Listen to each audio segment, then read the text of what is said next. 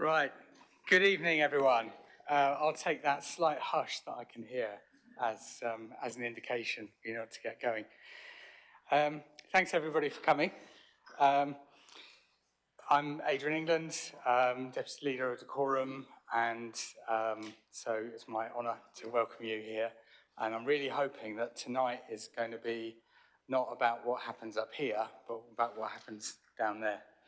I briefly suggested earlier that we should modify the seating slightly so that you could all look at each other. But I guess you can do that anyway, can't you? Because you can do this. But I really, really want people to hear from each other as much as they hear from up here. So we've got you, the attendees. You're all representing different groups, different communities, maybe some of them who are not represented here. One of my big goals for tonight is to increase the engagement and the joining of DCAN.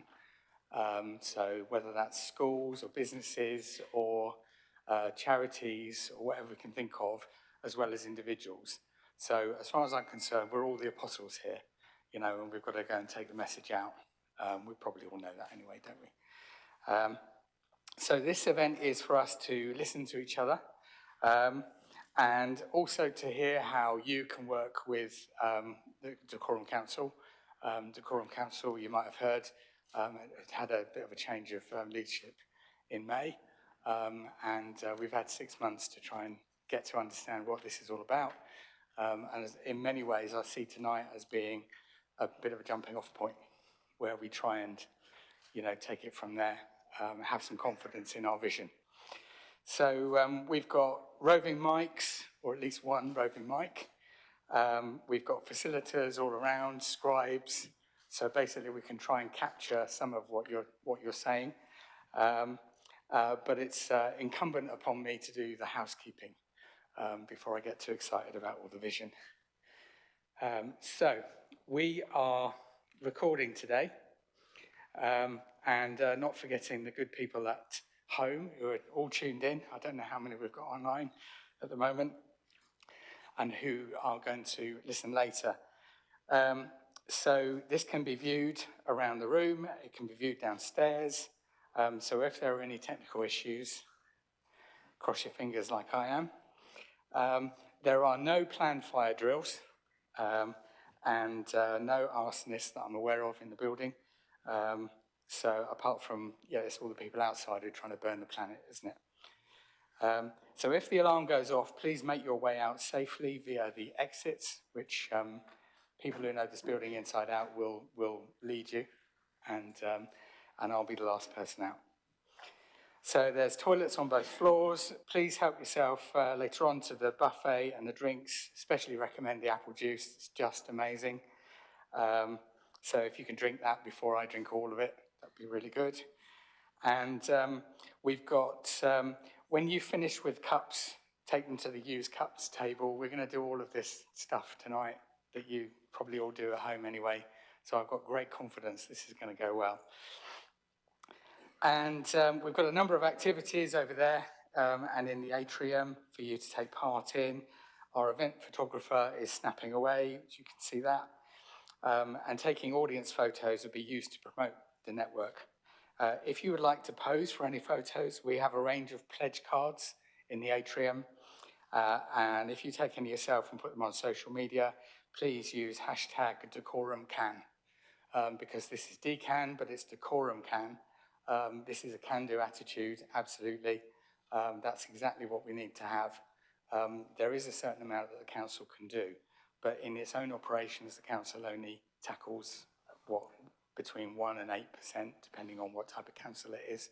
So we really, really, really need to reach the people who are not in this room. Finally, to confirm, slides will be circulated to all attendees after the event. So you don't really need to snap the slides as you're going along.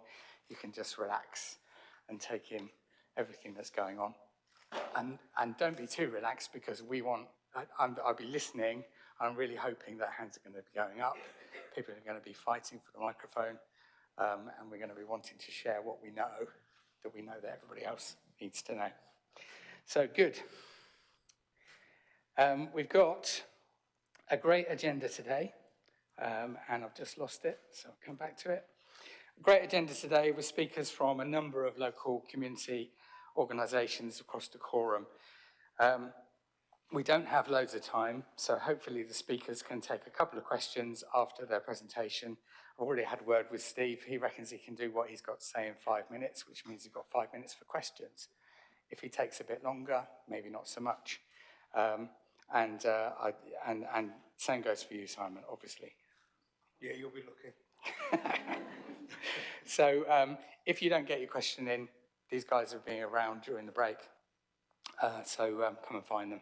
And obviously it goes without saying, want to try and give as much time to everybody here tonight, but sometimes the conversations are going to have to be a tiny bit shorter than we want them to be. But that doesn't mean to say we can't carry them on. And one of the great things about being here tonight is that if we're meeting people that we haven't met before, then we've got a touch point to be able to come back to that conversation. On that note, Michelle Price down here has been, from Tring, has been literally sending me links about this, that, and the other for the longest time now.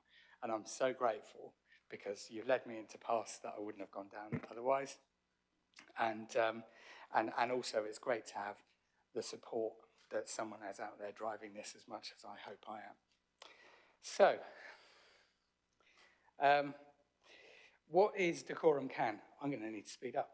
Dacorum Climate Action Network is a growing body of 600 individuals, 90 organisations. We've put on 10 organisations since May. I'm really disappointed about that. I thought we would have doubled by now, but hey, it just goes to show that there's work involved. We're keen to drive environmental change. We're really focused on growing Dacorum Climate Action Network to ensure the borough has that can-do attitude. So I'm just going to put up behind me some of the 90 organisations that are signed up so you can see them. Why is it so important? Climate change affects us all. Our actions now will affect the next 5 generations. And Hollywood. Every time you see a movie, right, the premise is some tiny little thing happened in someone's life and it changed the world. So that's how easy it is. Some tiny little thing in somebody's life changed the world. And that's why when anybody says, what does it matter? Why does it matter what I do? That's the answer. It's Hollywood. Every Hollywood plot is about how something small in the past changed the world. And yet we continually tell ourselves that there's nothing we can do. It's rubbish, isn't it? It's got to be rubbish. But it is about having that belief, and it is about convincing people who don't have the confidence to go with us, to come with us, and also to show people how we can do things. And sometimes when you get a bit of momentum, it just makes it much easier to do the next thing. So from a static position, you're looking at something, you say, how are we ever going to get that moving? But if you just get it moving, that's all you have to do, because you've made it 100 times easier for the next person. So, reach. We know that Dacorum can do so much, but what we can really do, and what I've been saying for years now, frankly, is that our role is to be a voice. It's not just to be an example. It is to be an example, but it's to be a voice, it's to be a convener, it's to normalise the conversation in the right way, it's to keep the drama in the conversation in the right way as well. It's to be, this is basically not about being nuts about something, it's about being sensible about something. And so we've got to do that. So we can do our own thing, and there are plans that already started, some years ago to try and improve what Dacorum is doing in its own operations. And frankly, we wouldn't be here if we hadn't at least gone down that road. So I pay tribute to the people who were leading that at the time. But we've got to take it on from here. Just a very few quick keynotes from me. Dacorum recently scored 5th out of the 10 councils in Hertfordshire on the Climate Emergency UK rankings. So fifth, not bad, very much mid-table. Every council in Hertfordshire is mid-table. And there are councils which scored 61% in those same rankings. So we're literally doing half as well as we could be doing if we were right up there at the top. So there's plenty of room for us to do better, but it's good that we weren't down at the bottom. Key characteristics of Dacorum you probably all know: large stock of council homes, I think in the top 15 for the country. AONB, so beautiful countryside, chalk streams and the Grand Union Canal. So we're all about water here. You know, and Steve is a great waterman. He knows loads about water. And he's told me loads about water. Thank you. We also have high water usage in Hertfordshire. Our water usage across Hertfordshire on an average is way higher than it should be. Whether it's the swimming pools, I don't know. Maybe it's the baths. I mean, don't know about you, but I gave up baths 2 years ago.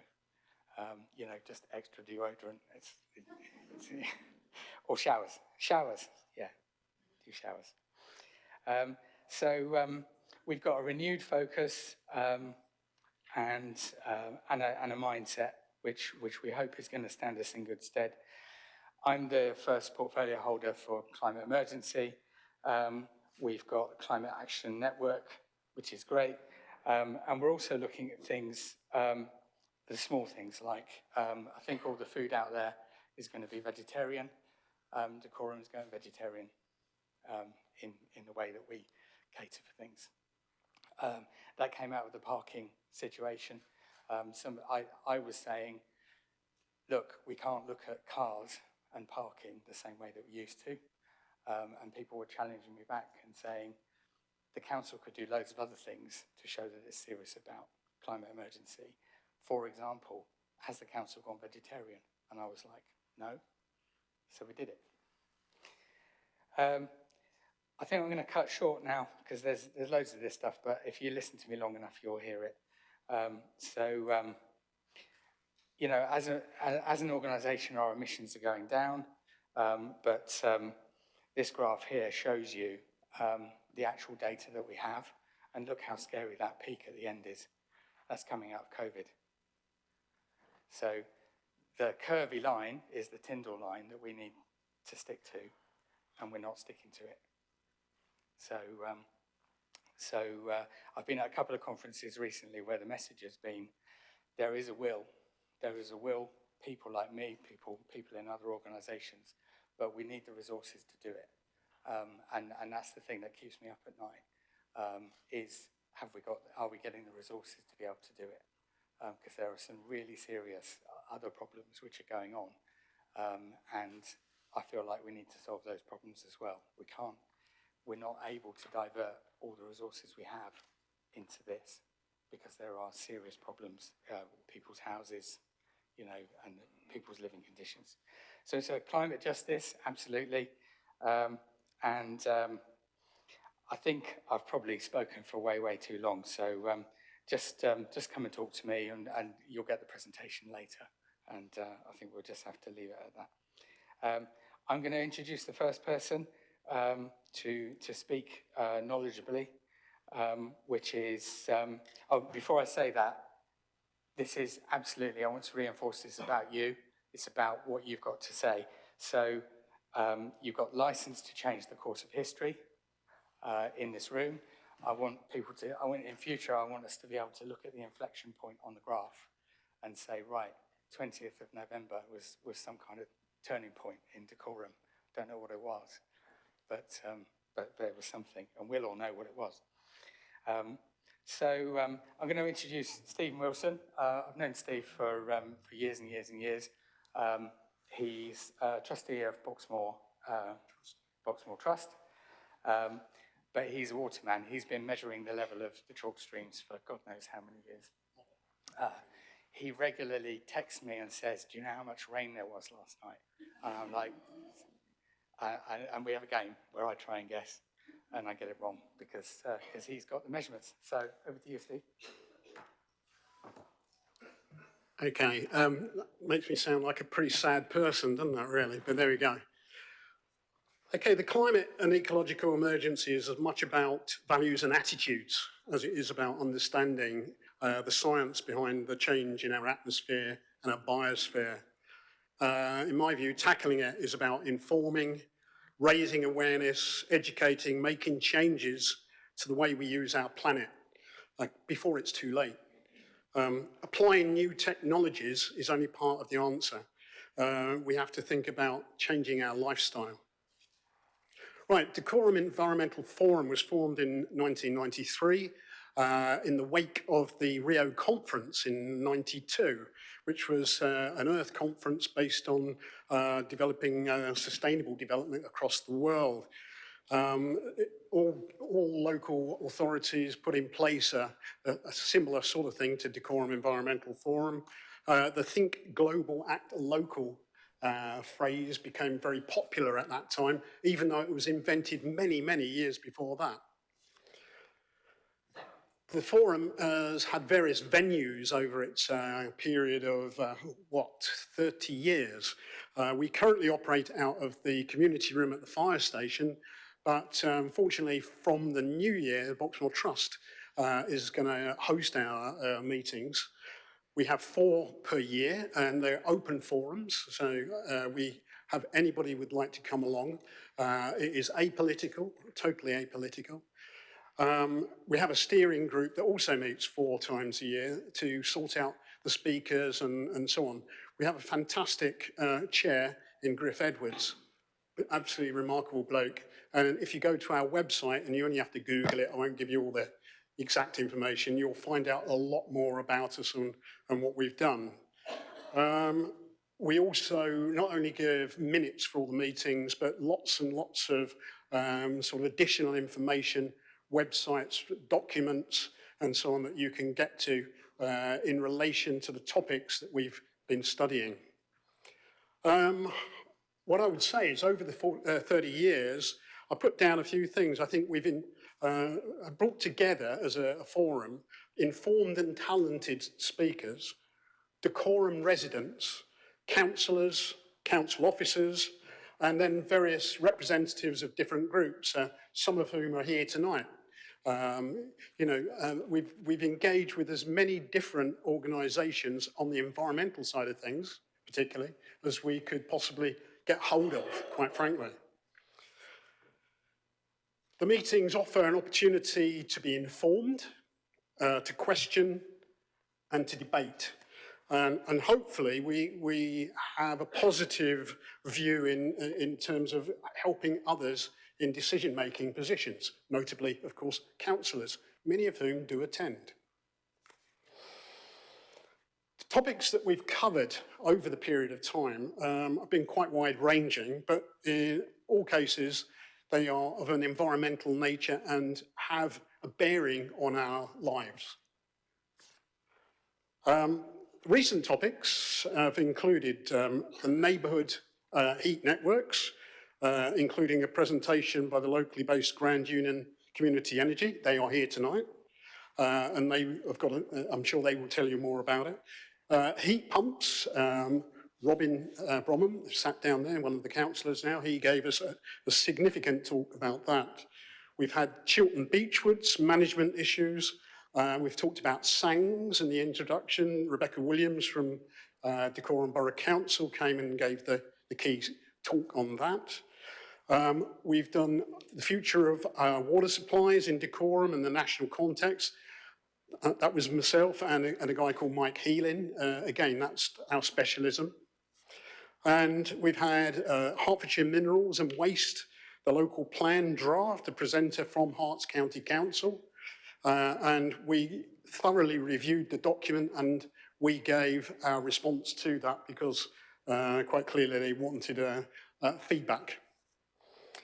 Other topics we've covered, plastics and the low carbon economy, air quality in the local area, and I know a number of councillors here, particularly say from Hemel Hempstead, particularly interested in that particular topic because of it, and also we've got issues down at the likes of sort of Two Waters, that sort of area in Hemel. Sustainable transport, transport networks, electric vehicles, the issues about all that sort of thing. We've dealt with that over the last 2 or 3 years. I think of particular interest to us over a number of years has been things like the Green Belt. That has been debated many times by many people, wildlife corridors, biodiversity, and so on.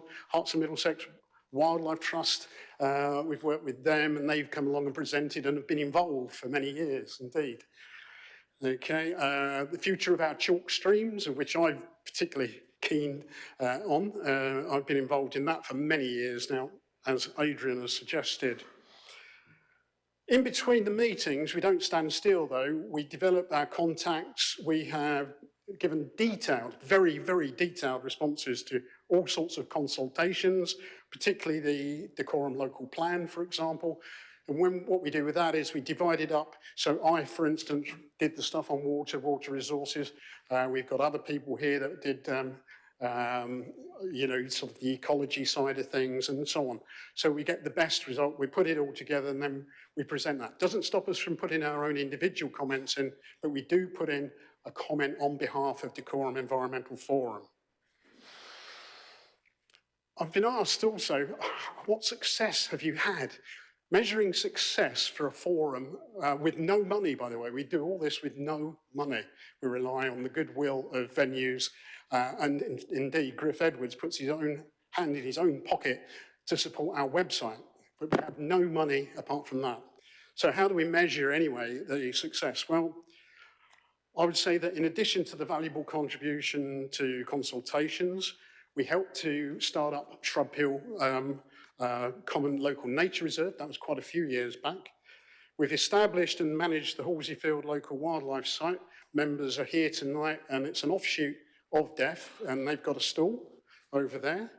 The major contribution to the River Colne Catchment Action Network is, and again, an offshoot because we have a distinct water group.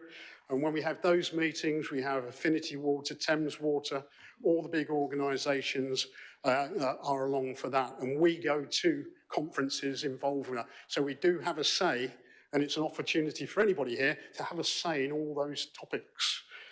I think on the whole, we've managed to engage with loads of councillors, council officers and people across the range of activities. And I think that's been a good thing. I think it's fair to say that we've got kind of, I put down a kind of priorities. I think we would love to engage more with younger age groups. We've failed, I have to say we have failed pretty badly to do that. And we are, if anyone has any ideas as to how we can do that, we'd love to hear from it, but we seriously would like to get better engagement with younger age groups. Perhaps a wider audience as well, a broader audience is we'd like to get to and engage with. And that's getting out there and raising awareness, of our existence and the topics we cover. And we would like to increase participation. We used to be quite big. To be fair, when COVID came along and we've done stuff on Zoom as well, but we did, and we have declined in the number of people coming along to our meetings. But we'd like to get that going again, become more mainstream yet again.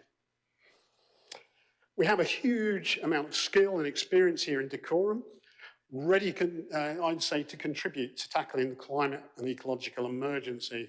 We've got lots of volunteers, many offering free advice to people who are councillors in decision-making positions. And bearing in mind that the free advice, when they're having to pay consultants sometimes for things, taking free advice from people is a pretty good thing. That's us. I'd like to just end on a personal note. Right? I've been teaching about climate change and the ecological consequences of that since the 1980s as a geology teacher in mainstream schooling. I've been ignored, as have a number of my key friends. You know, care and maintenance of a small planet, only one Earth, right? 1972. Ecology for beginners. 1980s. A good friend of mine, John Huckle, internationally renowned, I found in my bookshelf, Confronting the Ecological Crisis, 1986. He was considered a left-wing activist who ought to be shot. You know, so if I, oh, and there we go, a scruffy book, all with, you know, writing and a teaching book. And I think it's great. There's an article in there, oh, sorry, it's a thing we used to give out. Everybody ought to read there. But it's this thing, it's the same thing as is used here, the balance, the earth on a tightrope, right? And visualizing the earth on a tightrope, going along like this, right? Have we reached a tipping point? Okay, is it too late? Can we do something about it? Well, just to end then, I challenge this council, and indeed everyone that's here, and everybody you know, to do something about it, okay? To do something about it and to show that you've done something about it. We can't change everything, but we ought to be able, as a well-off borough, generally speaking, to do something to put things right. Otherwise, this is just another talking shop, and I've been listening to it since the 70s, right? It's time for people to act. Thank you.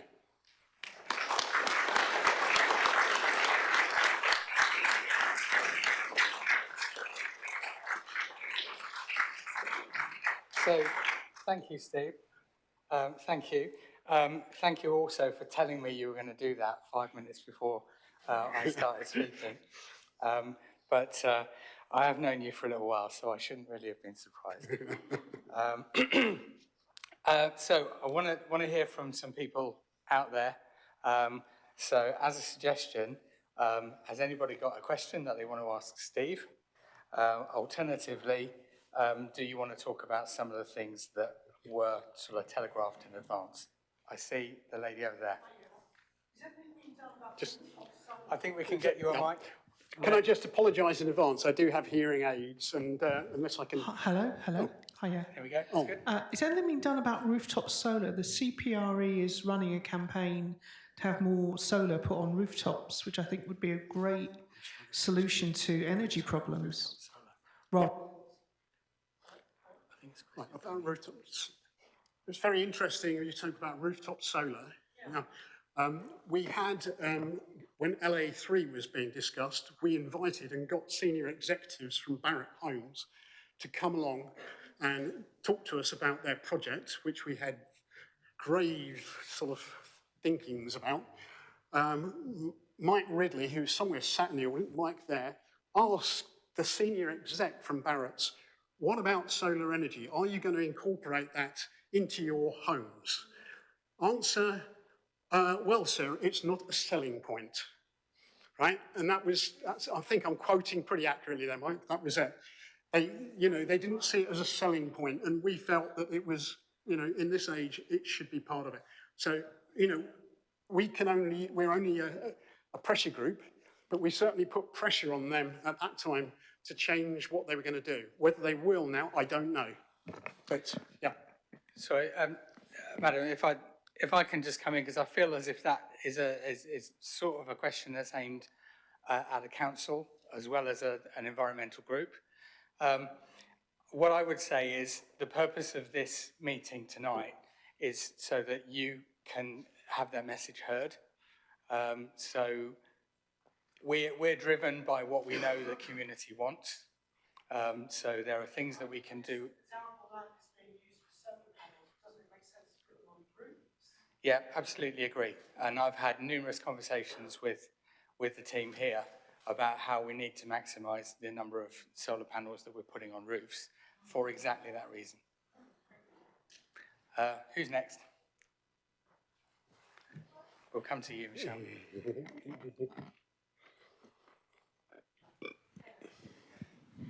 It seems to me that generally speaking, we are building 20th century houses and we're now in the 21st century. It's not solar panels on roofs we should be doing. We should be looking at the water use for every property. It's very easy now. Okay, that's one question that I can answer because I've argued the point. if I was being honest, I've suggested there should be no new houses until such time as there's a proper strategy nationally for the supply of water. I know from the work I've done, which is over many years on water, that we're already over-abstracted in this area, and that all the additional houses, as soon as planning permission is given, the law says that the local water company has to provide the water, right? And once that's happened, it has to come from somewhere. And at the moment, a lot of the projects that I've got in mind, particularly Hemel Garden Communities, I say, would have to come from somewhere. And if it comes from the Gade Valley again, that would be a total and utter disaster. So my view is there needs to be, and I've argued about this for donkey's years, a proper strategy for water. We have a network for electricity, for roads, for gas, etc., but we don't have one for water. It's regionalised, and we have enough water in this country, but it's often in the wrong place. Just very quickly on that point, I think it's probably responsible to address that point. We've got the local plan out for consultation right now. You may be having the thought that I've previously had, which is, should we be building more homes if we haven't got the water for them? Two things I'd say about that. Firstly, we've all got a responsibility to use as little water as we can, and that's a big part of that issue. So we can't necessarily point at everyone else. We have to think about what we're doing as well. The other thing I would say is that we are near London. We're in an area where there are lots of opportunities for developers to make very handsome profits from developing farmland. If we don't have a local plan that says where we want to build, then we will have developers coming along saying, well, this field looks great for some executive houses. And when they go to make a planning application, Dacorum will say, oh no, we don't want you to do that. And they will go, oh yes, I want to do that. And here are my lawyers. And I know that you haven't got pockets as deep as I've got. So let's go and see the Secretary of State, shall we? And the Secretary of State may well say, you haven't got a local plan. You haven't got a leg to stand on. So if you're thinking about the local plan, I encourage you to think positively about what we're trying to do. Imagine, this is the analogy that I've come to. Imagine that you are someone who has to go for a walk in the rain. You don't have a choice. You can't wait until until the sun comes out. You have to go for a walk in the rain now. You're not allowed to take an umbrella with you. You're allowed to design a local plan. You're allowed to design a coat which will keep you at least partially dry. And that's what the local plan is. So I encourage you to support the local plan as much as you're able to. I appreciate you may have comments which you want to bring up, but I think there's a lot to be said for it because it is a coat to keep us partially dry. The amount of development that would happen without a properly approved local plan is something that none of us want to think about.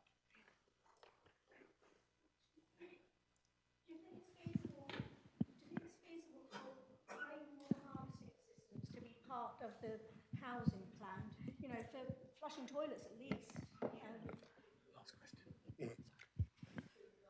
Okay, I'm told this has to be the last question. I know they could go on forever, but we have another speaker. But about rainwater harvesting and can it be incorporated? Obviously, a lot of people do that off their own backs already to a certain degree.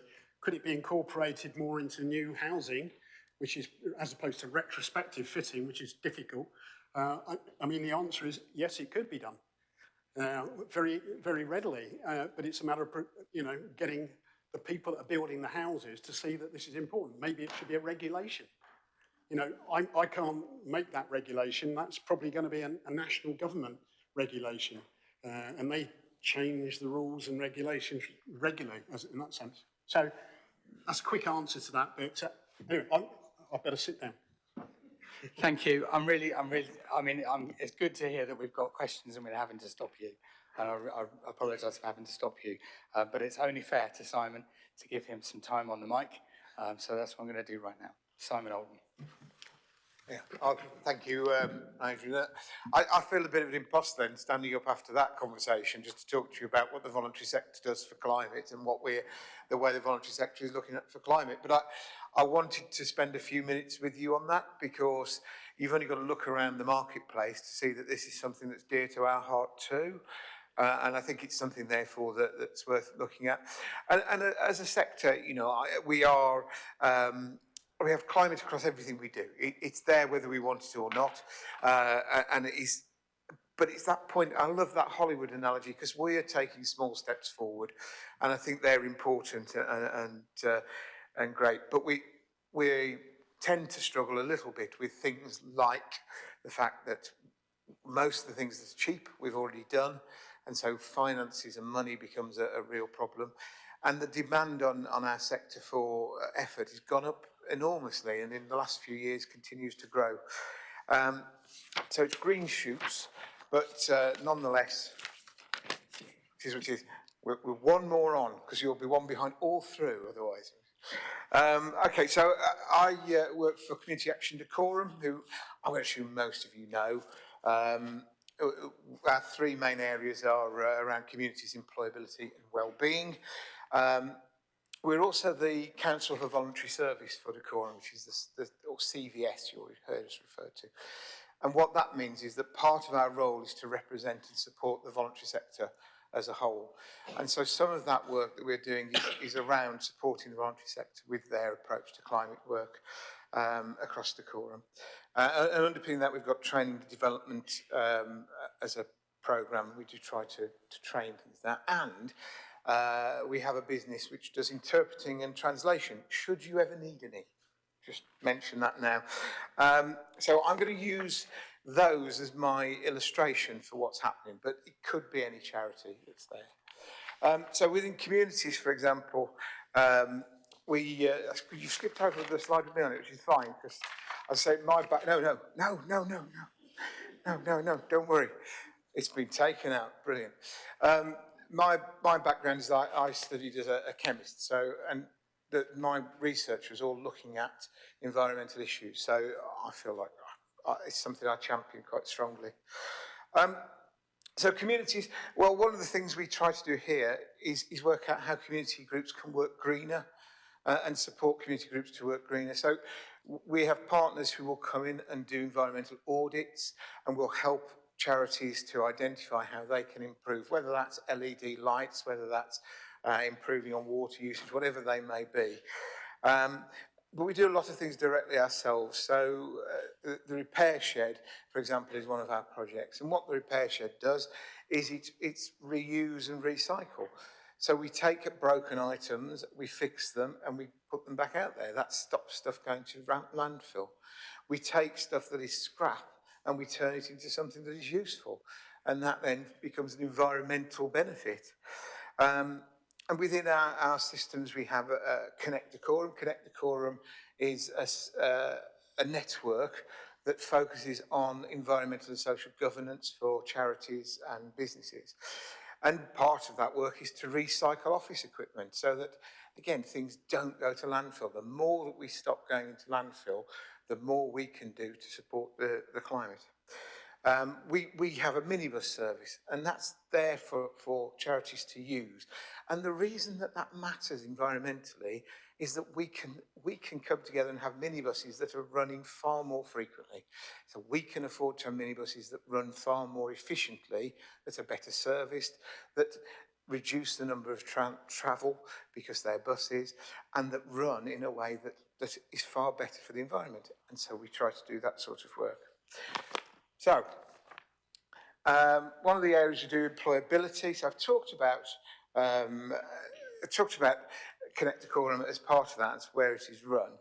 But within the environment, the employability area, we do a number of projects that bring together people and businesses to places like RES. And do we know RES? Good.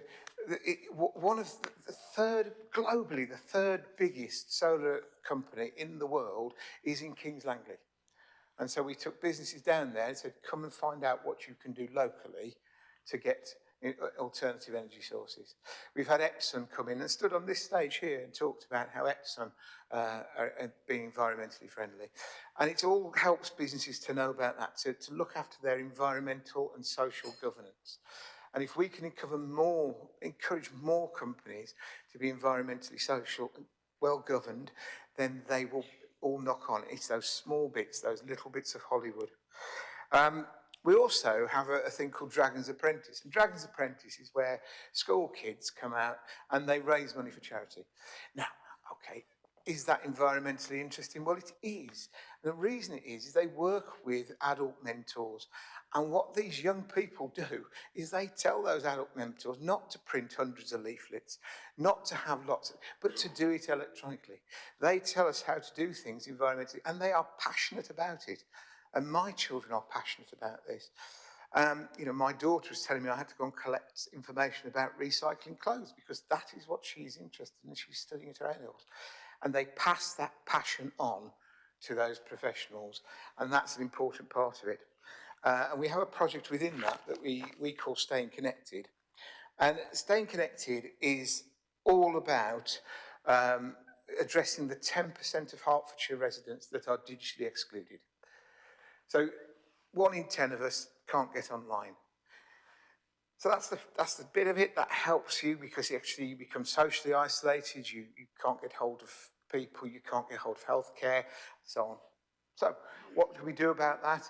Well, actually what we did is we found a project that was environmentally beneficial, but also socially beneficial. So we take redundant IT equipment from companies around Hertfordshire. We securely wipe it and make sure that it's got a certificate for GDPR, so you can wave that about. We re-image it and we gift it to people who cannot get online.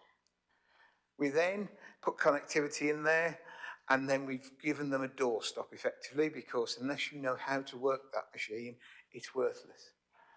So we then put some digital champions, some younger people usually, who will go in and they'll teach you how to switch that on, how to use it.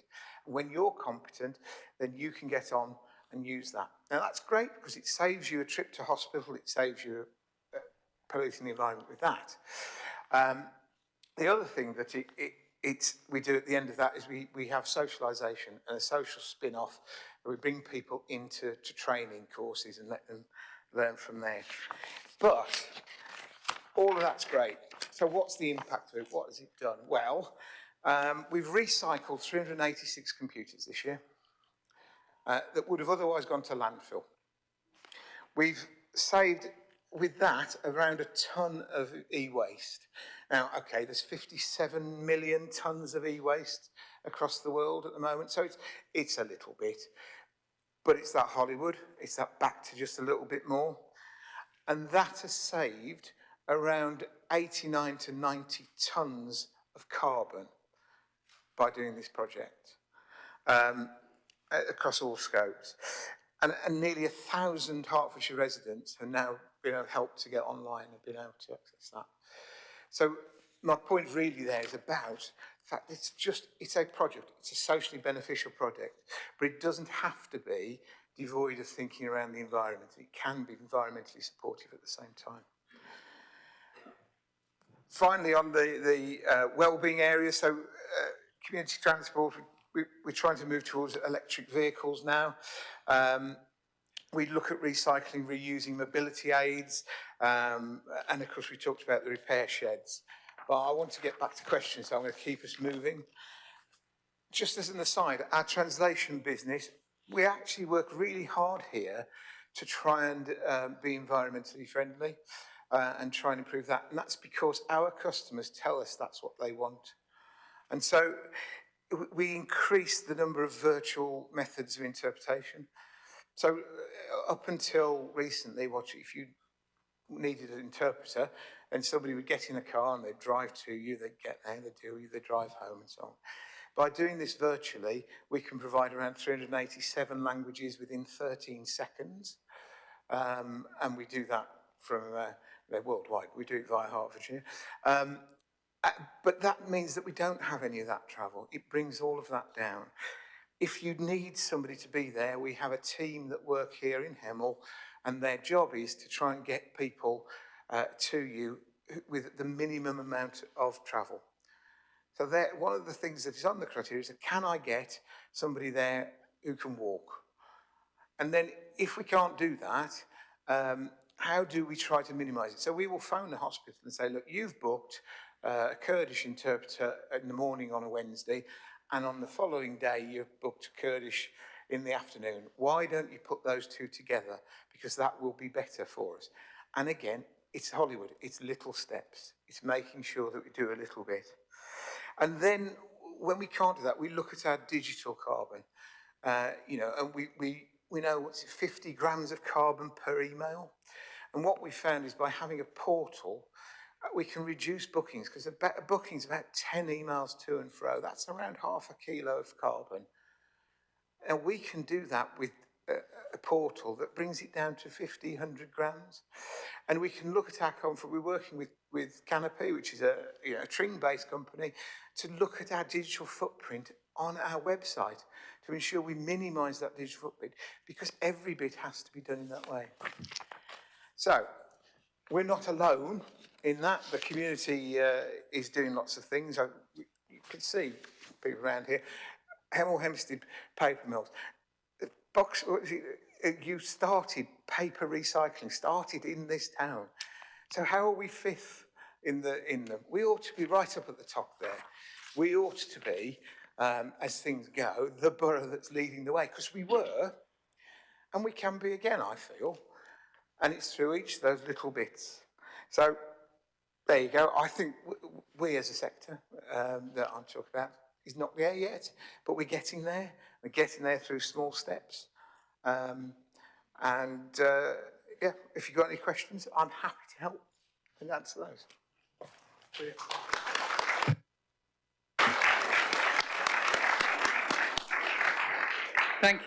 Thank you, Simon. There are those of us who maybe have heard you do parts of that before, but I think you brought a new elan to it. There was definitely a lot more content that I was looking for, so thank you for that. We're going to move on to our discussion now.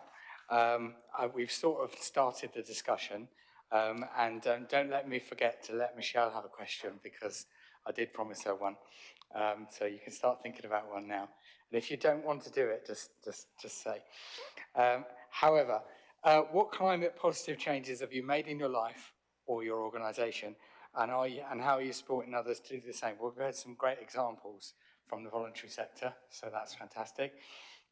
Just so that people know, I'm going to try and take this to 7:30, so I'm stealing some of your coffee and your networking. Sorry about that, but you'll probably get it back later on. The other question, how do you feel people in Dacorum are working together, and is that working, or do you see clear opportunities that we can make it better? And how can we help with gaps in knowledge and motivation? And I guess that means in terms of, the ordinary citizen, how can we improve knowledge there and know-how? So who wants to dive into all of that sort of stuff and steer and take us in a new direction? Hands up. Oh, before I do that, can I have a quick show of hands? How many people here are from a voluntary organisation? Okey-doke. How many people here are involved in local government in some way? Okay, that's similar. How many people here are from businesses or are private citizens? And how many are just businesses? Particularly business. Okay, that's a good sign. So, is there anyone from the business community who has a quick question for us? What's the council's approach to procurement? Oh, wow. Okay, the council has to be very, very proper about procurement.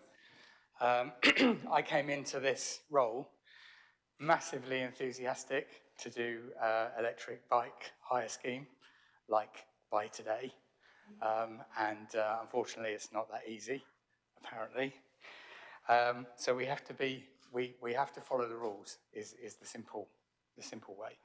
In addition, we have we have 51 councillors. So just because I have this role doesn't mean that I can go, well, I've got a wish list here and I'm going to do the first 10 things on it. I have to get the agreement of my colleagues, have have to get the agreement of the whole council to do that. And procurement will inevitably be part of that situation in the proper way, as I'm advised to do.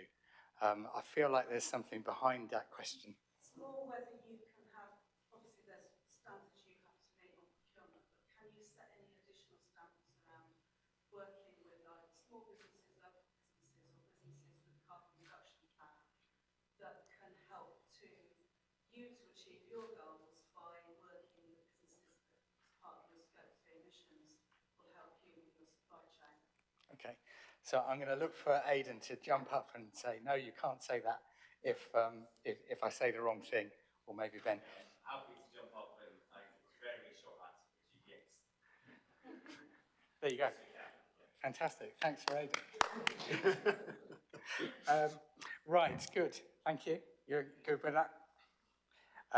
Now, can we go to the next lady or gentleman? I'm not sure. Where are we going? There we go. Hi. How is Dacorum making Dacorum a desirable place for people to do and base their businesses in an eco-friendly way, in a sustainable way? Very good question. We're designing our local plan at the moment. A part of that is looking at employment, looking at business opportunities. In my mind, Dacorum has all the ingredients it needs to be a Silicon Valley of this kind of enterprise, and hopefully with a bit of help from the Dragon's Den, then we'll get there. We've got the chalk streams, so we've got something world rare to protect. We've got the oldest paper mill in history. Sorry, that wasn't quite right, was it? But it was almost right. Yeah. We've got the rivers and the canals. We've got great connectivity in most ways. We've got a railway station which is miles away from the town centre. Goodness knows how that happened, but I guess the canals got here first. So we're looking at all of those things, and I would say that this administration very much has a mission to try and achieve that. It takes some time. Procurement gets in the way, but procurement keeps us safe and makes sure that we don't do stupid stuff.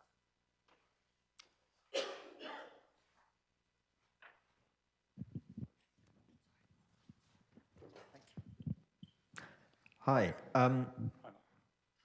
So we talked about new houses and what we can do about them, and that's obviously a really important issue. But the majority of houses that we're going to be living in 2050, which is sort of the deadline date, have already been built. And so retrofitting is really the bigger issue there. I know that Dacorum have offered a group funding for solar panel scheme, which I think is great. But I think more could be done, and I'd like to hear if you had any ideas about what more could be done. Could we group fund installation schemes, other retrofitting services? Is there an opportunity, maybe not right now considering financial issues, but for interest-free loans or low-interest loans for more solar panels on roofs? Yeah, again, good question, and obviously makes the really good point that most of the buildings are already built. So retrofit is a big part of the future. I've been to a couple of conferences this summer where the theme has been that we need central government to act. We need central government to, I remember being here just before COP26 in Glasgow, and hearing about all sorts of things which were dependent on COP26. The government's going to act, and they're going to do this. And I think it's fair to say that didn't happen in the way that it was billed. But that's passing the buck. In terms of what we can do here locally, I said earlier we've got a number of challenges, the number of other pots which want the money. One of the things that I've floated with the finance people is how we can energise Dacorum as a community, because I think that while Dacorum has its areas of deprivation, there are also lots of people in Dacorum who are in a comfortable place. And if we could find a way to make it possible for those people to invest in the climate emergency action that we need, then I think we would get some takers. So there's lots more work to be done on that, but just to let you know that that is already something that I've raised. And what I'd really appreciate from this event is anything that you can suggest in terms of things that we might not have thought of that we can use to head in that direction. Does that answer your question? Good. Thank you. Hello there. What are the opportunities or ways that primary school and secondary school children can input through their various curriculum activities and environmental and climate themed awareness days into the work that the council's doing on climate action, or the many voluntary groups as well? So they're actually doing locally focused projects and schemes, or is that already happening to some extent? Fantastic. I'm going to first of all answer that question with a question. Hands up anybody here who is or has been a teacher. That's pretty good. There are 74, I think, schools in Dacorum of one shape or another. The last time I looked, fewer than 20 of them were members of Dacorum Climate Action Network, and I'd really like to get that up to the sort of mid-70s.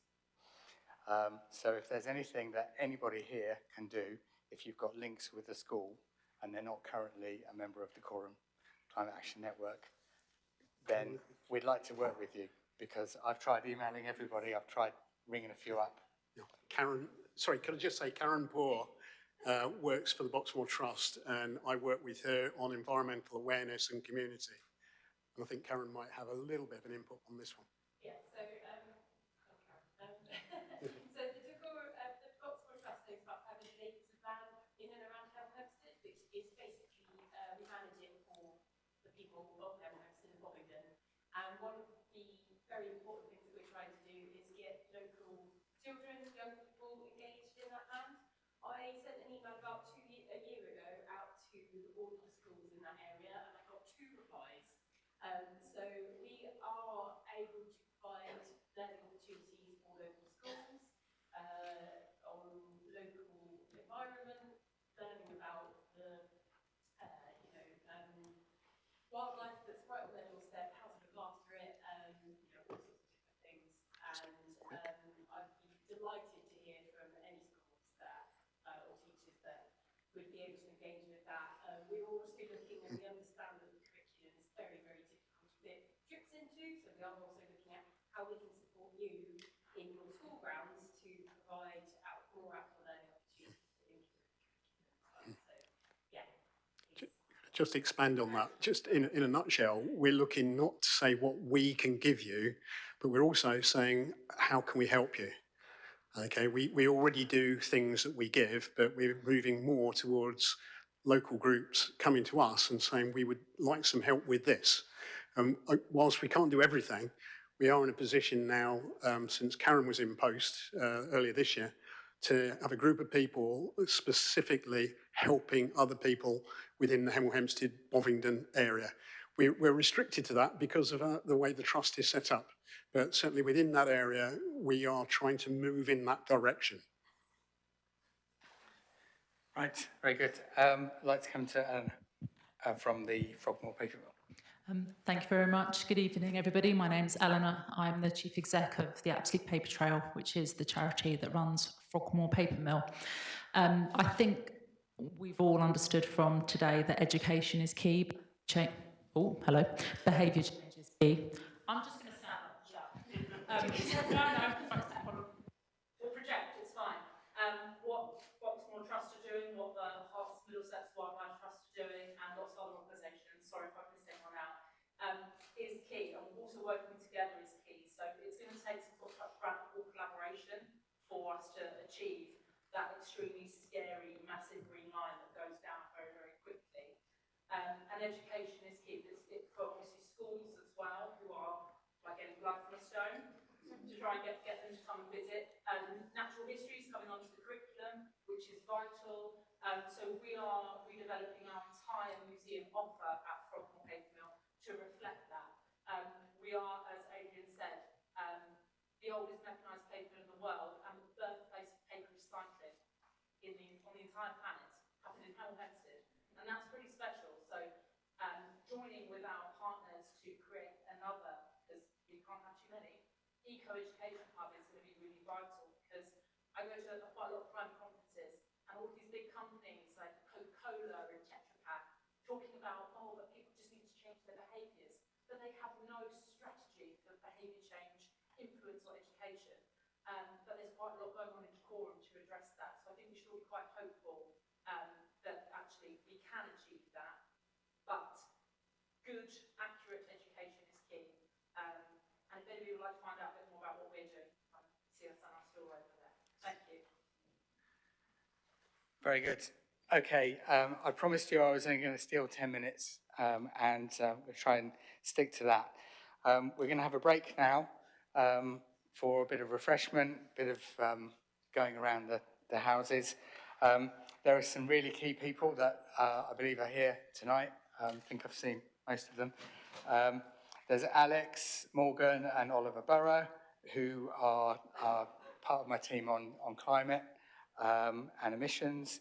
We've got Farn Conway, who can talk about home decarbonisation, what we're doing.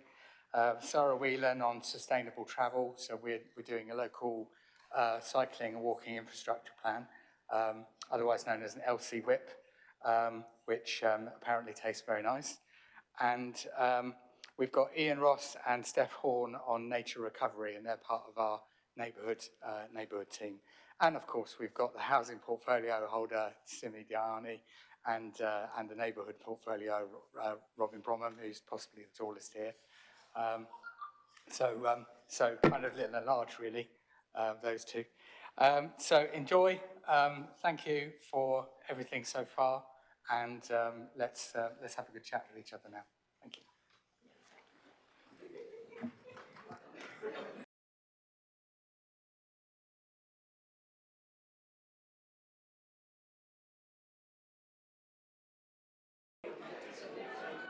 Okay, thank you everyone for taking your seats again, and if you haven't quite taken your seats, it's definitely time to do it now.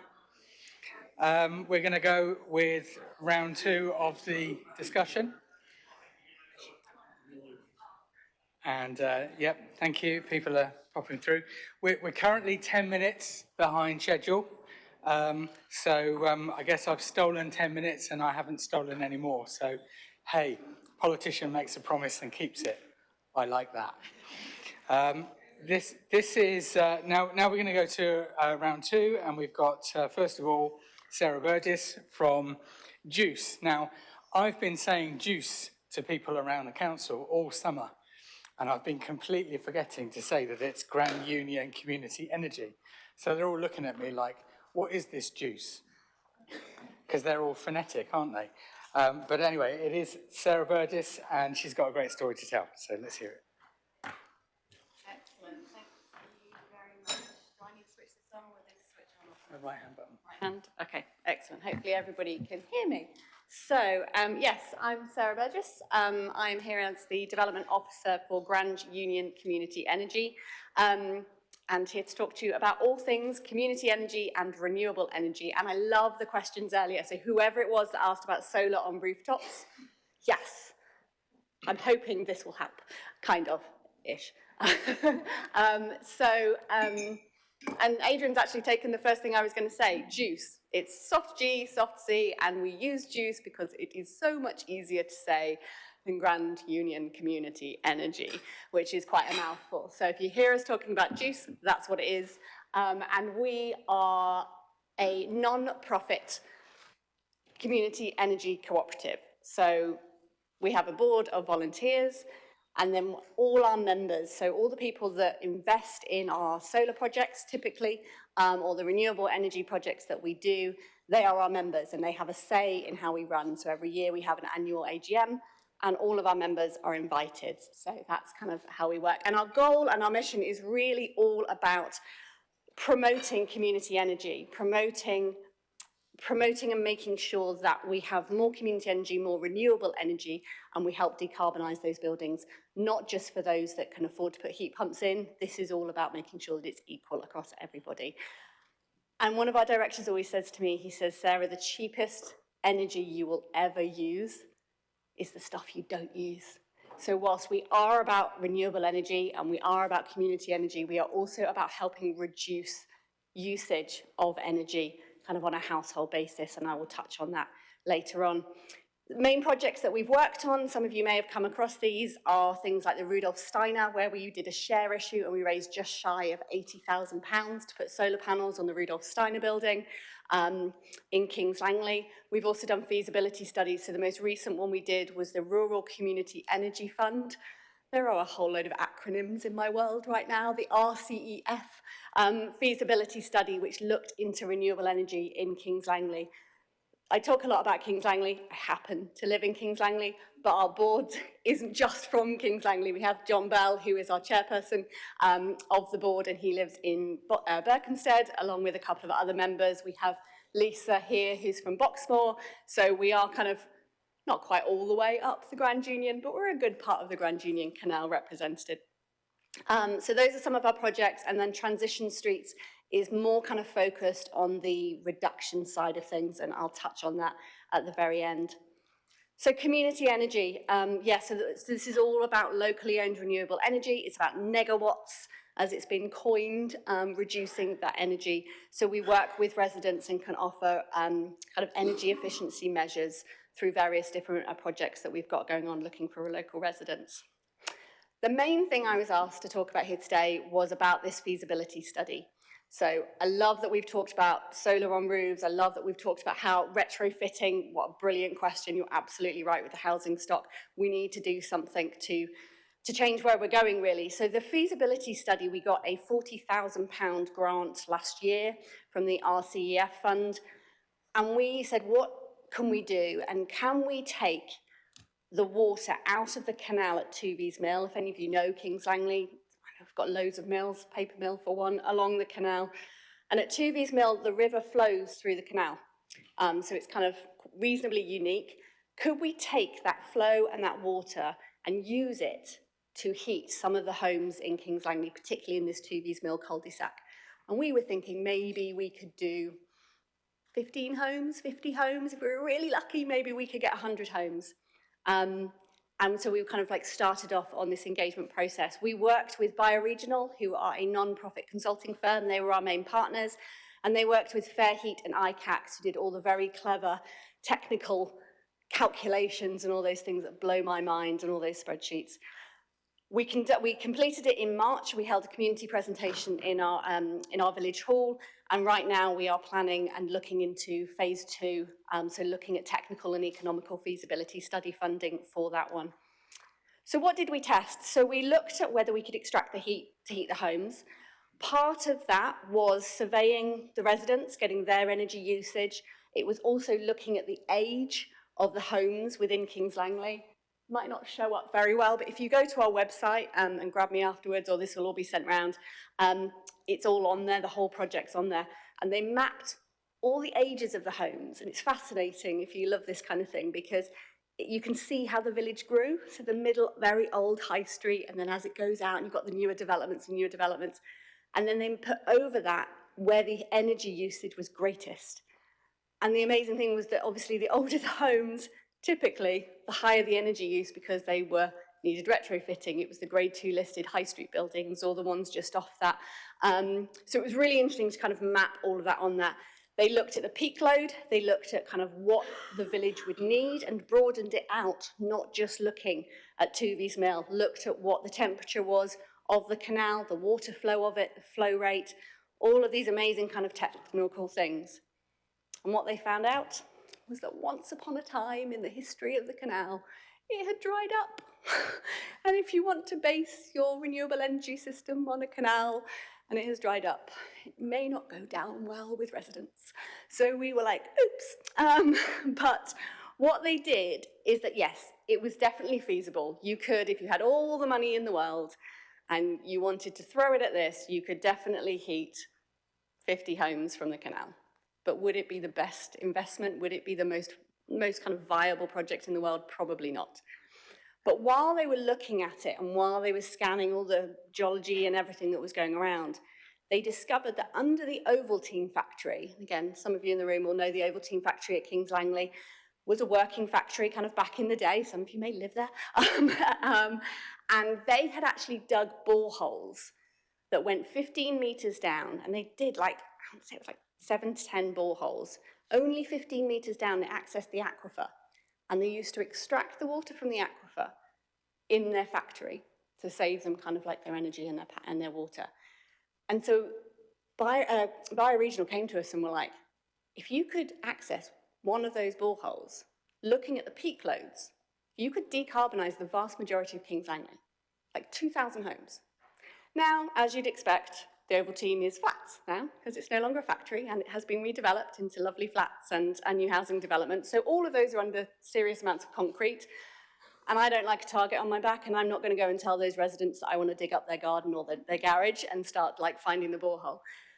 But if it's on one side of the canal, then there's a good chance we may be able to access it at other points along the way. So this is kind of like, this shows that this is the district heat network. So we get into the realms of not just one load of solar panels or one heat pump. This is a community solution that looks at how can we get a district heat network similar to ones that have been in Scandinavia for decades, and they have way more extreme weather than we currently have to deal with in the UK. And so this would be a water-powered ground source heat pump. And yet, as I said, it could basically decarbonize the vast majority of the Dacorum side.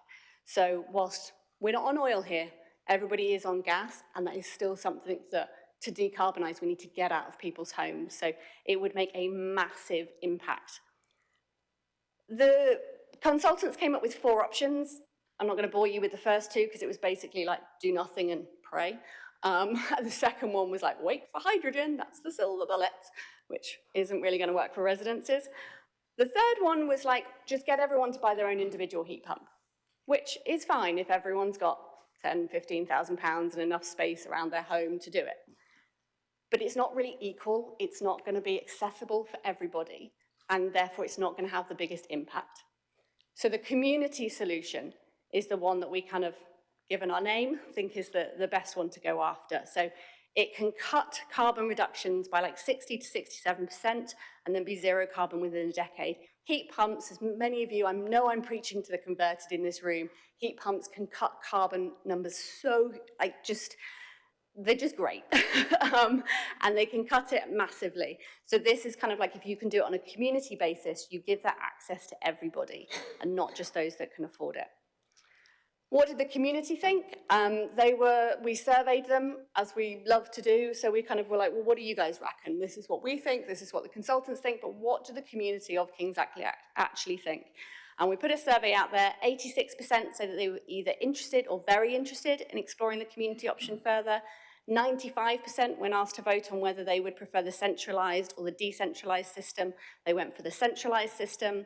And the main reasons that they thought community energy was a good one to keep exploring, this wasn't asking them whether they wanted to put shovels in the ground, this was whether they just wanted to keep asking questions about whether this was feasible, was because of the low carbon of the energy it would provide, the fact it was community ownership. So this was local people, local energy for local people to benefit from. The low cost of energy, so it provides energy bill security, it takes away that volatility, and the reliability. Those were the kind of 4 reasons why they chose those ones. Swaff and Prior was a place that we were lucky enough. In fact, Robin came with me, and I was just chatting to Brian about his mate that was part of this. And many of you may have come across Swaff and Prior, and I'll be really brief because I'm very conscious of time. If you haven't heard of it and you're interested in decarbonisation on a kind of heat network scale, Channel 4 Dispatches, I think it was, or Channel 4 did a programme on it. And they had exactly the same RCEF feasibility stage 1 funding as we've just had. And they have now got pipes around a whole rural village. There's 380 homes that they can decarbonise and get off oil. Now, as I say, I know oil and gas are different, but in the grand scheme of kind of decarbonising, providing energy bill security, this is something that can make a massive difference. So it was a beautiful crystal kind of clear blue sky day, as you can see, and it was kind of like space ages. It was really cool, but, and I'm not even an engineering person, so this kind of, if you love engineering things, you'd have loved this place.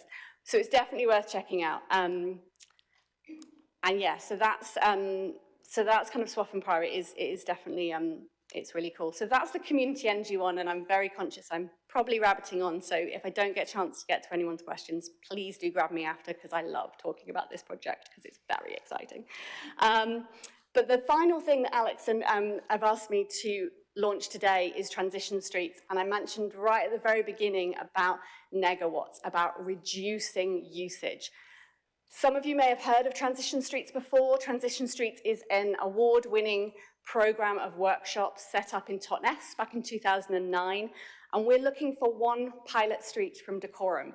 One street that will get their neighbours together, and basically it doesn't have to be your whole street, it can just be like your favourite neighbours that you want to hang out with. And it's your group, and you get together, and it's a program of 7 workshops where you cover 6 different topics. It's reducing your waste and your bills in 5 areas. So it looks at food, waste, energy, resources, and travel. And then we've actually added one in, especially for this area, which is about increasing biodiversity.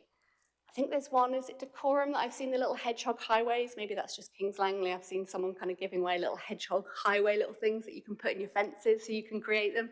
It's about ideas about things like this. The average household savings are somewhere in the realms of kind of like £570 on your annual bills, and then it's over, I think it's 1.3 tonnes of carbon is saved on average per household that takes part of transition streets.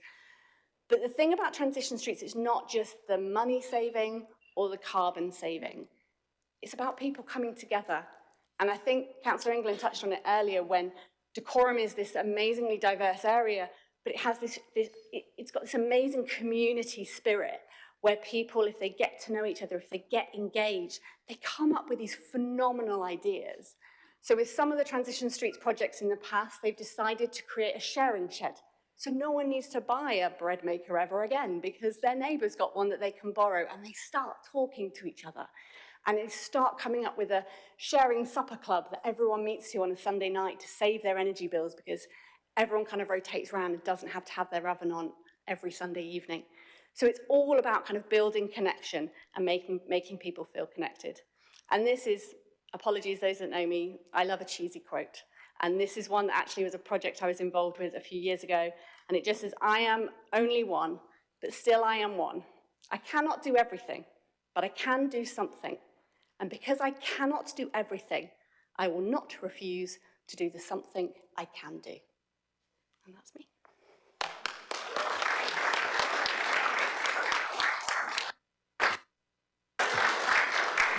Thank you, Sarah. What I'm going to do is not go to questions now, because I'm really keen to respect the fact that you've come here for a certain amount of time. We are going to continue after 8:30. We're going to carry on at least until 9, and then I think we get thrown out, I'm not sure. One thing to say before I forget to say it, somebody earlier asked about what we could do for schools. Is that person still here? And yes, thank you. The team had a word in the interim, and we can provide assemblies, so we can turn up at a school and we can do an assembly, and there's some other things that we can do as well. And that's why I'm really keen to get as many schools associated with Dacorum CAN, so that we can take that show on the road. Going to come to Chris Hopkins now, and her willing sidekick, Polly Eaton, and we're going to talk about Tring, which is always a nice thing to do, isn't it?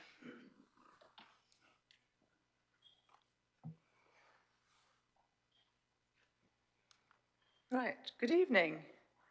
We've been invited along to talk about Sustainable Tring, which is great because we've had a very exciting year this year.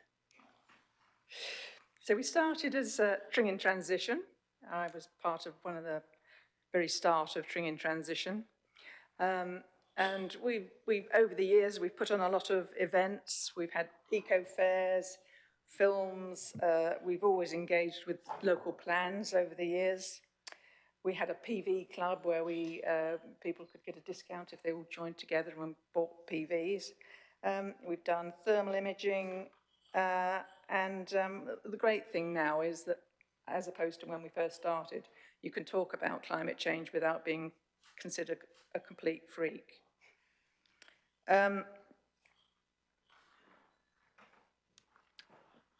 Do that one first. So during last year, Polly started up a group called the Sustainable Tring thing. And they held a few town meetings and we joined in. We all mucked in together and lots of people came along. Lots of people we didn't know were doing things in Tring that were aiming towards sustainability. And we had some really good meetings. Lots of ideas floated and lots of people coming along.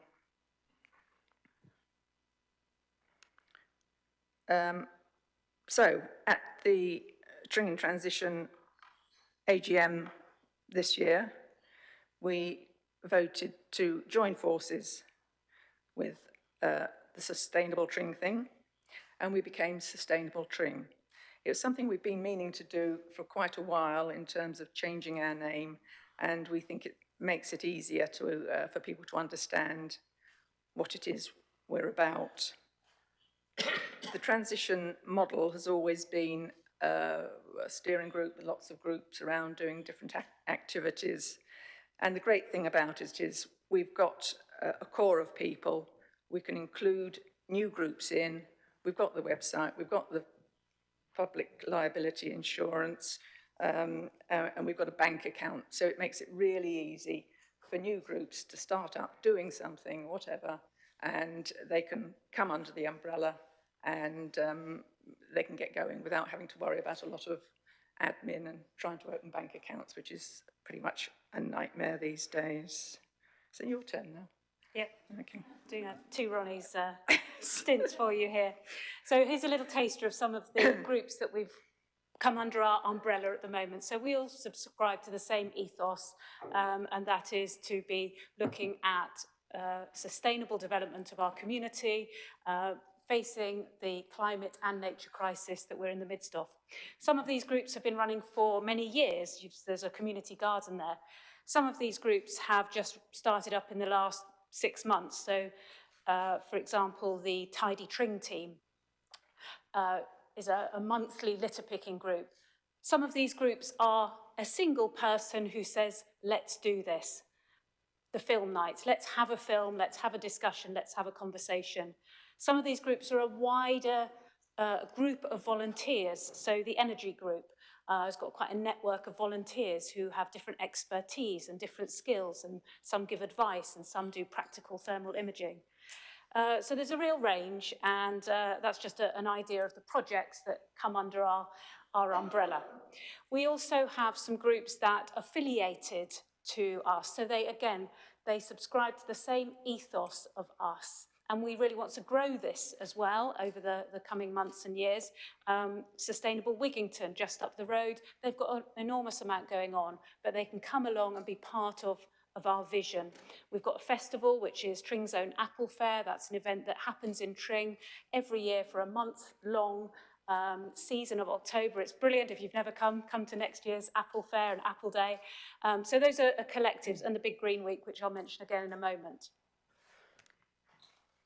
So a couple of established, three established groups. The Repair Cafe started up in early 2022, and it's been, Jan there set it up.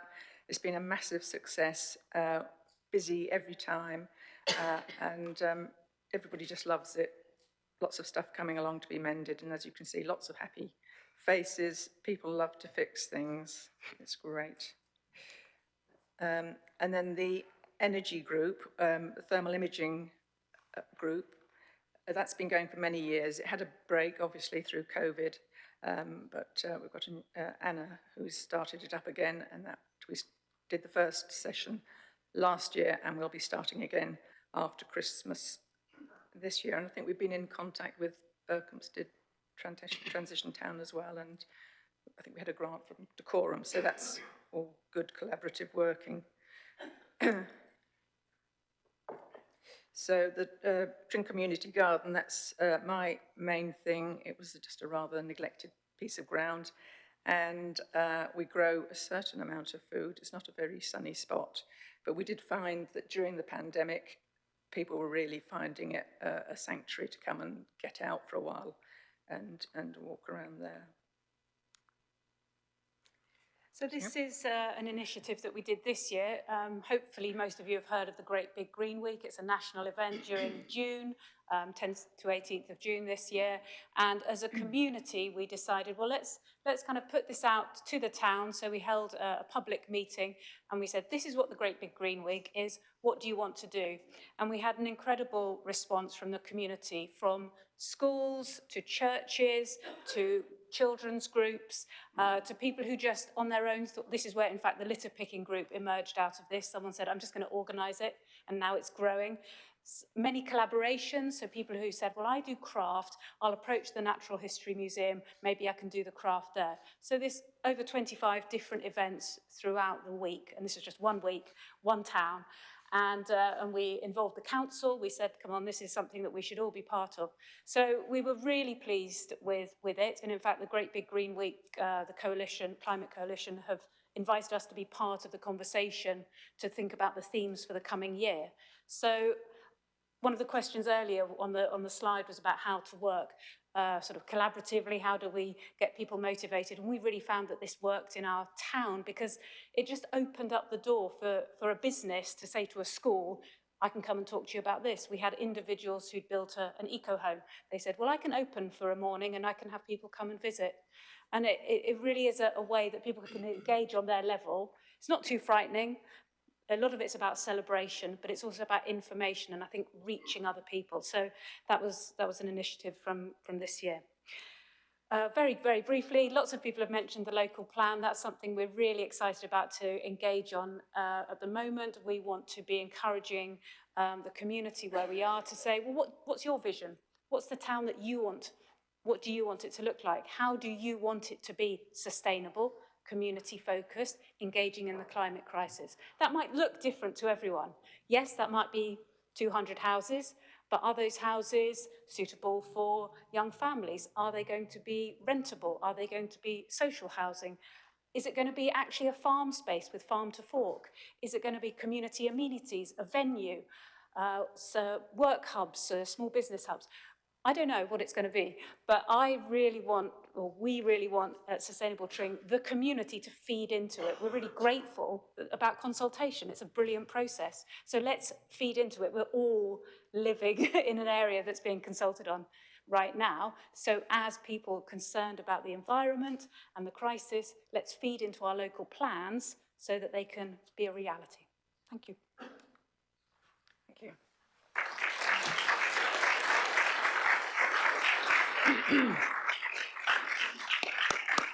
Thank you. Amazing. Thank you, Chris and Polly.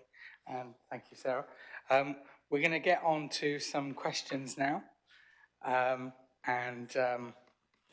think the questions we're going to try and get into are questions about juice, questions about transition streets, questions about how lovely it is to live in Tring and how we can spread some of that good stuff all around the borough.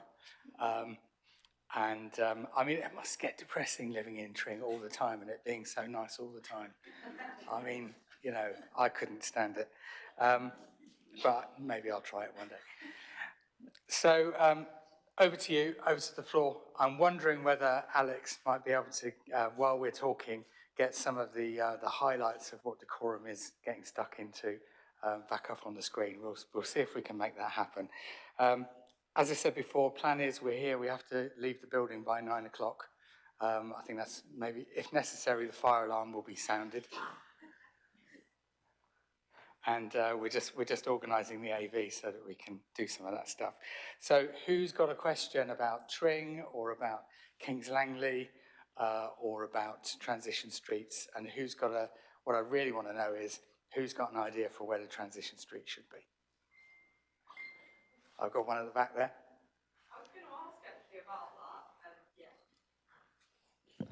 that. what sort of size street are you looking for? Are you looking for a really big street, a small street, one with blocks of flats on? Great question. And can I just say street is probably a bit of a misnomer in this sentence of transition streets, because it could be any group. 6 to 8 households is the best number.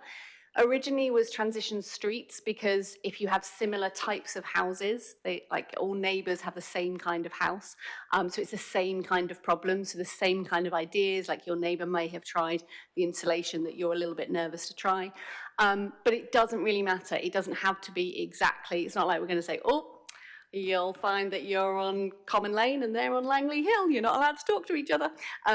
It's just about getting people together. So if you've got 3 houses on one street and the rest of them don't want to be involved and you've got 4 around the corner that do, go with the people that want to, and you don't need each and every single house involved. So yeah.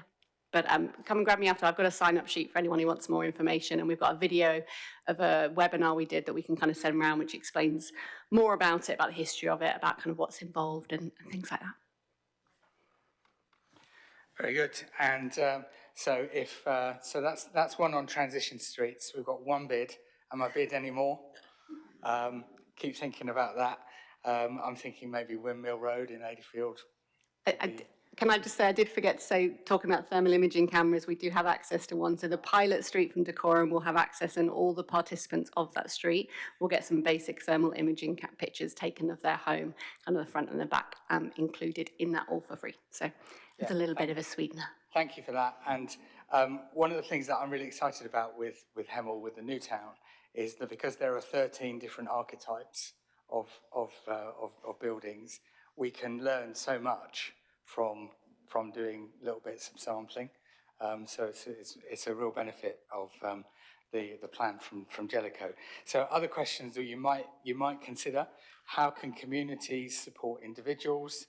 How can Dacorum Council renew and double progress or redouble progress?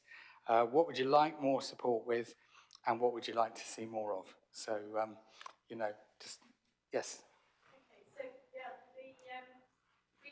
Thermal imaging, Hempstead, and we advertised it, it was free, etc. And yeah, we were kept quite busy, but virtually every house household, they were quite expensive houses, pretty wealthy people, and the houses that probably would have benefited the most didn't take it up, and probably because they knew they couldn't afford, they don't want to know that they've got drafty sort of things, and so this is the thing, is linking up, cost of living crisis,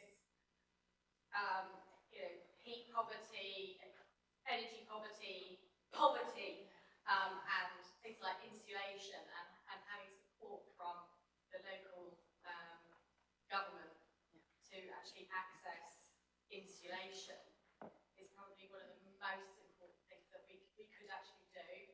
Because it's all very well knowing what the problem is, but if you can't afford to fix it, you're not going to even ask.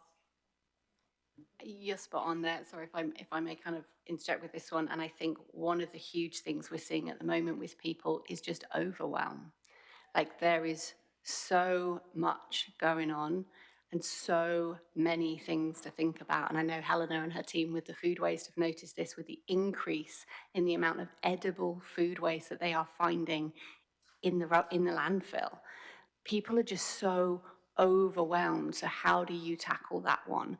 And transition streets, it's one solution. It's not necessarily the solution, but it's trying to open up those conversations. And I think that's how, if we can encourage people within a community to support each other and get neighbours talking, not to kind of say like, look, here's your big massive problem.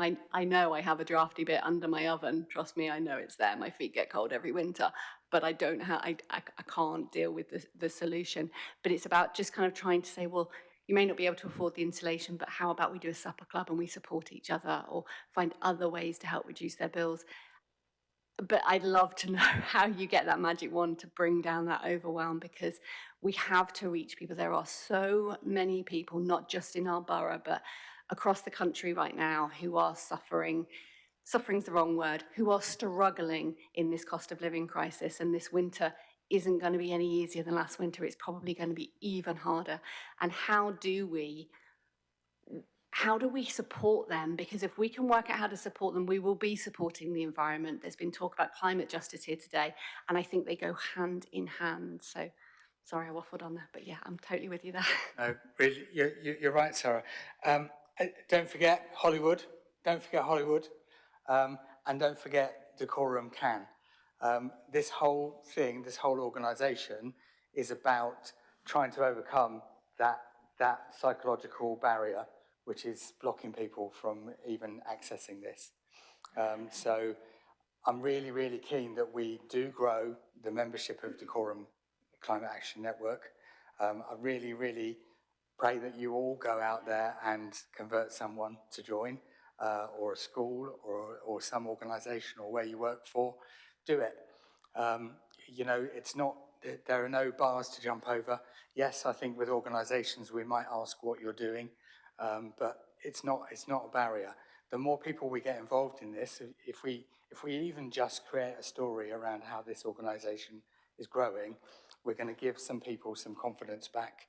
We're going to let people know that there are people with them on this journey, and that's going to make a difference. So, so do that. Do let the team know if you've got connections into a school or into a business, because we can use that kind of intel. And in terms of, you know, in terms of understanding what a problem you've got, it is valuable. We know that. We're all sitting here. We're all preaching to the converted, but that's why it's our responsibility to now get out there and share the inside knowledge that we've got. Question at the front here. Yes, thank you. I want to link into what's. I'm used to shouting. I used to teach at the University of Arts. The lady over there was talking about the thermal imaging and how, understandably, some of those people who have the least are more reluctant to do the insulation because can't afford it, but they really need it.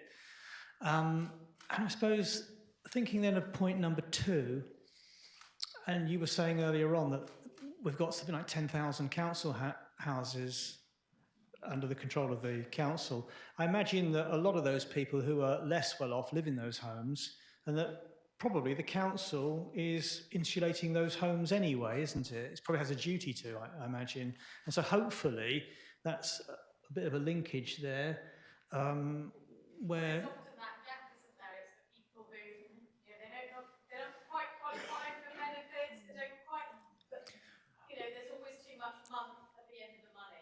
Yeah. That, there's no spare, you literally just, when the kids need new shoes, you panic. When something breaks, the washing machine breaks, you panic because there's no, your wage is literally just meeting your basic requirements. Yeah, exactly that. And, you know, the government money which is available to decarbonise and to improve energy efficiency of homes is focused on bang for buck, so carbon saved. Now, I can totally see that approach. You know, let's save as much carbon as we can. But I'm afraid it misses the point, which is that it's not about what councils do, ultimately. It is about what councils do, of course it is. But it's about what councils encourage people to do in the choices that they make. And what we're not really able to do, as much as I would like to at this point, is to do the simple insulation job. We're able to get money from government to put external wall insulation onto a house. It costs about 12 grand, and it takes about 25 years to pay for itself. If we can put proper loft insulation into someone's house, it costs about 250 quid, and it pays for itself in 2 years. And after that, it's all... Yeah. So really simple stuff. Broken letterboxes, you know, that's on my list. I haven't got to it yet, but it's there. Is there a lady here? I think one of the groups that don't realise they could get government help are people receiving attendance allowance. They are on the list of people that can get help with insulation. And when I was getting attendance allowance for my mother, I had absolutely no idea. And a lot of people who won't be eligible for other benefits might be carers and get an attendance allowance, and they can get help. And I don't think that's publicised half enough. I tend to agree. I think that's a really good shout. Has anybody else got another nugget of wisdom at that level? Because that's what I'm really looking for here today. I would just add, and I think the Better Homes, Better Health people are here, which I think is part funded by Dacorum, and there is so much information that the Better Homes, Better Health people have. It's a free phone number. They can tell you whether where you're eligible for a grant. They can tell you which grants. They've got things like free electric blankets, which they'll correct me on this one if I'm wrong, but like you don't have to qualify for an electric blanket. You could just apply and get a free electric blanket. You can get kind of like lots of little free energy saving kind of like measures that they have, that they have the funding. They've got the grant funding from government and from the local borough councils to hand that out to residents. They are one of those channels, and they have a lot of the information. And coming back to the lady's point earlier about the people who don't fall into that right bucket, and I think they're usually called the able to pay, but I don't know about you, finding 12 or some quotes of 20 grand for an external wall insulation, that's not able to pay, and you don't get any grants for it. The Great British Insulation Scheme is being rolled out. It is the new one, but I think it pretty much goes through what the old one had. Isn't necessarily as all-encompassing as they were hoping, but I have heard a rumour that there may be a very big energy company which, instead of using greenwashing and buying their kind of certificates, is using that money to put it back into the people who don't have grants. So I won't name them, but there may be some money coming their way for the able to pay. So we'll see. Very good. Any more? Any more over here? Yes, Tim. Just a point, I think. Thank you. I held up a card out there. It was a great idea, getting people to make a pledge. Mine was about educating other people, and I've sat in here and I've learnt some other stuff, and I've listened to people talk. I'm sure we're kind of preaching to the converted very much, and the people that are actually in this room. So I guess as ambassadors for the community, if you want to do that, because you're here by choice, aren't you? Then could we set that up in some way? Because I'm ready to educate the community. I probably don't know what to educate them in. People will be better qualified in terms of the what's, but in terms of communications and how, that's something that I can do, and that could potentially be organised so the actual communication of all these important things goes out through the networks in our communities. You know, your street idea, and that prompted, because we all have WhatsApp groups since COVID. Now I can share a lot of these things in that group tonight if they're relevant. So could that be set up in some way so people like me and other people here can go and share things that are important to our community? Yeah, I'm going to be that person who says there is a Facebook group, and I've just said it. There's a Facebook group, and it's a fantastic medium for sharing stuff. So that is one way that you can get an access to a new feed of all of that stuff. But I think what you say is right. Some of us have got the skill of being able to talk to people and get points across and clarify things. Some of us have got knowledge of what the government is about to do. Incredible. And some of us just know lots of people. You know, we're no good at talking to them. We don't know anything, but we know loads of people. So we can just very, very simply say, do you know what? I've got someone that you should talk to, or we could bring somebody to a meeting who wouldn't have gone otherwise. And that's all valid stuff. Apparently, I'm going to be going on the radio soon. Because there's a couple of radio stations that might be interested in listening to a 56-year-old councillor talk about this kind of stuff. so wish me luck. But is there anyone else who wants to have a go at having the floor? Because the floor is literally yours.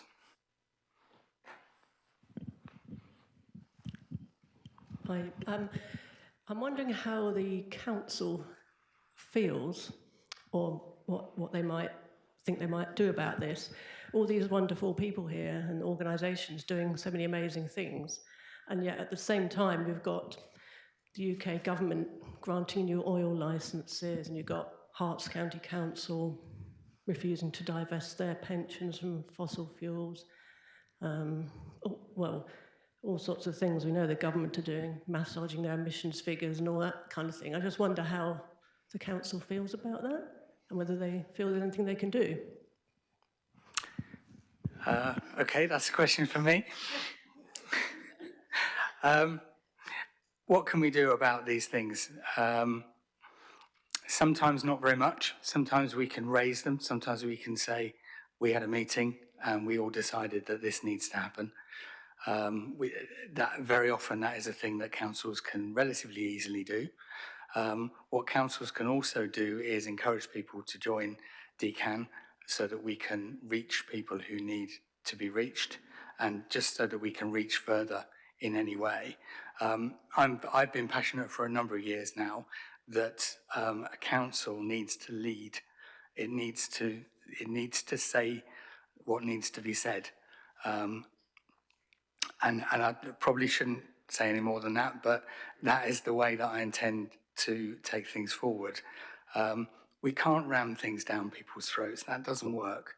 But what we can do is we can find interesting stuff, and we can go, do you know what? This is worth looking at. And so we're going. I know that's a bit of a weak answer, but unfortunately, in this country, central government does have a lot of power, and it sort of goes town council, district council, county council, government.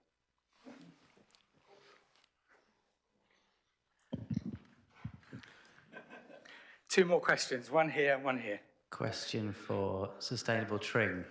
Following on from showing people what they can do, you had the AGM something like 6 months ago.